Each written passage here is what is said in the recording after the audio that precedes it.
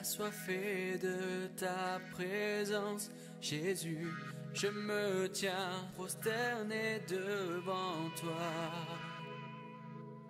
car je désire plus de toi. Chers amis, salut. Bonjour à tous, j'espère que vous allez bien. Je suis content de pouvoir encore passer un petit moment avec vous dans la parole de Dieu. Le thème de ma réflexion aujourd'hui, c'est « Veux-tu être disciple de Jésus ?» Peut-être que tu penses que tu l'es déjà, et c'est une bonne chose. Mais je te propose qu'on aille voir ensemble dans la parole de Dieu, dans la Bible, ce que Jésus attend de ses disciples. Mais d'abord, sais-tu ce que signifie le mot « disciple » ? Un disciple est un élève qui apprend de son maître. Il est à son écoute, il fait ce que son maître lui dit, il lui obéit. On peut dire aussi qu'il essaie de ressembler à son maître. Il pense comme lui, il parle, il agit comme lui. En le voyant, on peut dire « Ah, lui, c'est sûr qu'il est disciple de Maître Yoda, par exemple. » Bon, c'est une blague que ne peuvent comprendre que ceux qui ont peut-être déjà regardé toute la série Star Wars. Je t'invite à lire avec moi dans Luc au chapitre 9, le verset 23. Je lis. Si quelqu'un, et c'est Jésus qui parle, si quelqu'un veut être mon disciple, qu'il renonce à lui-même, qu'il se charge de sa croix et qu'il me suive. Je vais le relire parce que c'est un verset vraiment important qu'on va développer aujourd'hui. Si quelqu'un veut être mon disciple, qu'il se charge de sa croix, je corrige, qu'il renonce à lui-même, qu'il se charge de sa croix et qu'il me suive. Et il y a donc dans ce verset, si tu comptes aussi bien que moi, 3 conditions pour être disciple de Jésus. On va y revenir tout de suite, mais je voudrais évoquer avec toi le contexte dans lequel ce verset se trouve. Pour faire ça, il suffit de regarder ce qui se passe avant et après notre passage. Dans le chapitre 9 de l'évangile de Luc, plusieurs événements intéressants attirent notre attention. Jésus envoie ses 12 disciples pour annoncer le royaume de Dieu et guérir les malades. Il leur donne puissance et autorité pour chasser les démons et guérir les maladies. C'est intéressant ça. Jésus appelle ses disciples à faire quelque chose, mais il leur donne aussi tout ce qu'il faut pour qu'ils puissent accomplir ce qu'il leur a demandé. Quand Jésus fait appel à toi ou t'envoie pour accomplir une mission, il t'équipe. Que fais-tu pour le royaume de Dieu durant cette période étrange que traverse l'humanité entière? Dans ce même chapitre, il nous est rapporté que Hérode, un des rois juifs de l'époque, entend tout ce que Jésus fait. Il entend au sujet de Jésus des choses et se demande, tiens, mais qui est cet homme dont on entend dire, dont j'entends dire plein de choses? Il a certainement, Hérode, entendu que Jésus ressuscite les morts, qu'il guérit les malades, ouvre les yeux des aveugles, que les paralytiques marchent, que les sourds entendent. Jésus, en quelque sorte, ne nous laisse pas indifférents, comme il ne laissait pas le roi Hérode indifférent. Ensuite, lorsque ses disciples reviennent de leur mission, Jésus les appelle dans un coin tranquille, mais les gens, la foule, les gens de la foule, les gens du peuple l'apprennent et ils vont les suivre et aller à leur rencontre. Et c'est là que Jésus va nourrir plus de 5000 personnes avec seulement 5 pains et 2 poissons. Jésus fait beaucoup avec peu, n'est-ce pas?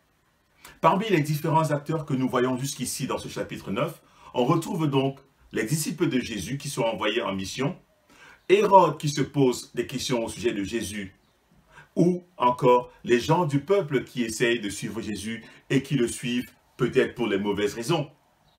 Petite question, dans quelle position aimerais-tu te trouver? Qui aimerais-tu être parmi, n'est-ce pas, ces acteurs? Ceux qui sont envoyés en mission, ceux qui se posent des questions ou ceux qui suivent Jésus, mais de loin, pour bénéficier de ce qu'il peut apporter? Il s'agit de savoir, toi et moi, ce que nous voulons être. Je me permets d'insister sur le verbe « vouloir ». Quelles sont tes envies? À quoi es-tu tellement attaché en ce moment? Quelles sont tes priorités? Fais-tu passer les missions du royaume de Dieu avant tes intérêts personnels? As-tu soif de Dieu? Recherches-tu toujours la sanctification, c'est-à-dire à te préserver du péché et à te garder du mal? Le roi Hérode avait choisi de prendre pour femme l'épouse de son frère. Il faisait passer ses envies avant ce qui était convenable aux yeux de Dieu. Et c'est parce que Jean-Baptiste, le cousin de Jésus, le lui reprochait qu'il s'est fait décapiter. Renoncer à toi-même peut consister à réduire le temps que tu prends pour regarder la télé, pour jouer aux jeux vidéo, pour surfer sur les réseaux sociaux et l'investir pour le royaume de Dieu afin d'amasser les trésors que personne ne pourra t'enlever. C'est-à-dire à rentrer dans ta chambre, prendre ta Bible ou ton lecteur biblique, même quand tu n'en ressens pas l'envie, appeler ta grand-mère pour voir comment elle se porte, envoyer un SMS ou un snap pour encourager un ami ou une amie, écrire un petit mot gentil à ton papa ou à ta maman. En fait, il y a plein de choses comme ça que tu n'as peut-être pas envie de faire, mais que tu sais qui feront du bien à celui qui ou à ceux qui vont les recevoir. C'est un peu ça, renoncer à soi-même. Renoncer à toi-même, c'est peut-être abandonner une mauvaise habitude, de mauvaises pensées, une addiction. Jésus disait aux gens qui le suivaient que si ton bras, ton œil sont pour toi des organes qui te poussent à pécher, ben, il faut les couper, entre guillemets, il faut les arracher.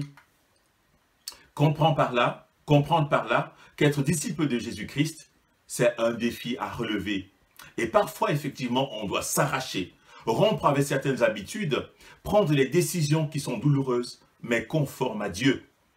Si tu veux être disciple de Christ, il y a par exemple certains amis avec qui il faudra couper les ponts. Parce que tu sais très bien qu'au lieu d'avoir une bonne influence sur toi, ils en ont une mauvaise. Renoncer à toi-même, c'est faire des choix parfois difficiles.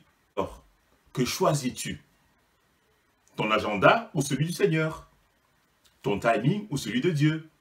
Tes plans pour ta vie ou les plans de Dieu pour ta vie? Tes principes ou ceux de Dieu? Tes péchés ou la sanctification de Dieu? Passons à la deuxième condition pour être disciple de Jésus. Regarde avec moi la suite du verset. Qu'est-ce que ce verset dit? Qu'il se charge de sa croix. Si quelqu'un veut être mon disciple, 1, qu'il renonce à lui-même. 2, qu'il se charge de sa croix. C'est-à-dire, toi et moi, nous devons nous charger de notre croix. Bon, ok, que veut dire l'expression « se charger de sa croix » ? Le premier à s'être chargé de sa croix, eh bien, tu le sais, tu l'as compris, c'est Jésus, bien sûr. Il a non seulement dû porter sa croix jusqu'au mont Golgotha, mais il a également accepté de mourir pour toi et moi. L'expression « se charger de sa croix » signifie donc être prêt à donner sa vie, à mourir pour quelqu'un ou pour quelque chose. Serais-tu prêt à donner ta vie pour Jésus? Jean-Baptiste s'est littéralement chargé de sa croix. Il a payé au prix de sa vie le fait de ne pas s'associer à l'injustice, avec ce qui est contraire à Dieu. Rappelle-toi, il a dénoncé le péché du roi Hérode, et Hérode l'a tué pour ça. Jésus dit que celui qui vit et croit en lui vivra, même s'il meurt. C'est une promesse que Jésus fait à tous ses disciples, et elle devrait nous empêcher d'avoir peur de la mort. Elle devrait t'empêcher, toi et moi, d'avoir peur de la mort. Parce que celui qui croit en lui vivra. C'est-à-dire qu'il aura la vie éternelle à ses côtés, même s'il meurt. Ce n'est peut-être pas ce que tu as l'habitude d'entendre, mais mourir pour Jésus est un gain. Attention, je n'encourage personne à ne pas aimer vivre ou je n'encourage personne à se suicider. Ce que je veux dire, c'est qu'aujourd'hui, en Belgique, heureusement, celui qui croit en Jésus ne se fera probablement pas tuer. Mais c'est encore le cas dans certains pays. Certains, donc, se chargent encore littéralement de leur croix pour le suivre. Tu n'es pas dans ce cas, mais choisis-tu de lui donner ta vie? Es-tu prêt à donner le meilleur de toi-même pour Jésus et ce chaque jour? En fait, se charger de sa croix, c'est être prêt à souffrir pour Jésus. C'est être conscient du fait que lorsqu'on est disciple de Jésus, tout n'est pas toujours rose. Il y aura des souffrances et c'est normal. Tu vas peut-être subir des moqueries de tes amis parce que tu choisis d'obéir à Jésus et de refuser de faire certaines choses. Tu vas peut-être te sentir rejeté par tes proches parce que tu as choisi de ne pas coucher avant le mariage, de ne pas te saouler ou consommer de la drogue.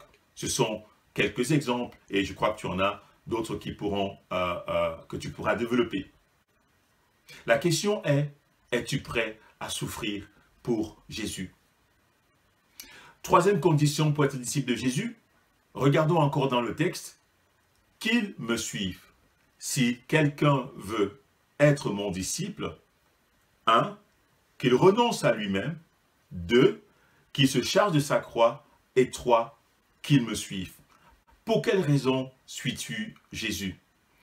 Parce que tes parents t'y obligent? Parce que tu veux faire comme tes amis? Ou parce que de la même manière que Pierre, tu as reçu la révélation que c'est lui le Messie? Le Messie, c'est-à-dire celui que Dieu a choisi, c'est-à-dire l'unique, le top du top des sauveurs. Comprends-tu qui est Jésus? As-tu la conviction profonde qu'il est le sauveur du monde et de ton âme en particulier?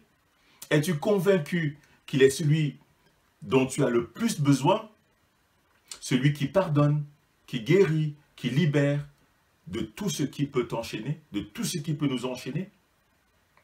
Certains le suivaient parce qu'il pouvait leur donner à manger, d'autres parce qu'il faisait des miracles. Alors, pour quelle raison est-ce que toi, tu suis Jésus aujourd'hui? Je te laisse un peu de temps pour réfléchir à cette question. J'en suis déjà à ma conclusion. Il y a une petite expression dans le verset qui a son importance. Il s'agit du mot « chaque jour ». Être disciple de Jésus, c'est un engagement de tous les jours. Ce n'est pas seulement un choix que tu fais une fois dans ta vie, lorsque tu t'es levé au cours d'une réunion, après que le pasteur ait fait un appel, ou après que quelqu'un t'ait parlé de Jésus et que tu as dit « Seigneur, je veux te suivre ». Tu te dis peut-être que tu n'es pas capable d'être un disciple chaque jour. Mais n'oublie pas que Jésus fait beaucoup avec peu. Il a juste besoin de ton engagement. Il veut juste que tu le choisisses. Et il te donnera les capacités de le suivre jour après jour. Et n'oublie pas aussi que Jésus veille à t'équiper pour que tu puisses remplir la mission qu'il te confie dans son royaume. Faire des disciples, visiter les veuves et les orphelins, aimer les gens qui sont autour de toi, avoir de la compassion et bien sûr continuer à annoncer le royaume de Dieu. Alors, fais-lui juste confiance et adresse-lui cette prière. Seigneur Jésus, je veux te suivre et je veux être ton disciple. Pas comme moi je le comprends et pas comme moi je le veux, mais comme toi tu le veux. Renoncer à moi-même, prendre ma croix et te suivre chaque jour de ma vie ici-bas. Amen. Et que le Seigneur te bénisse et que cette parole t'encourage pour aujourd'hui et pour les jours à venir. Sois béni et à très bientôt.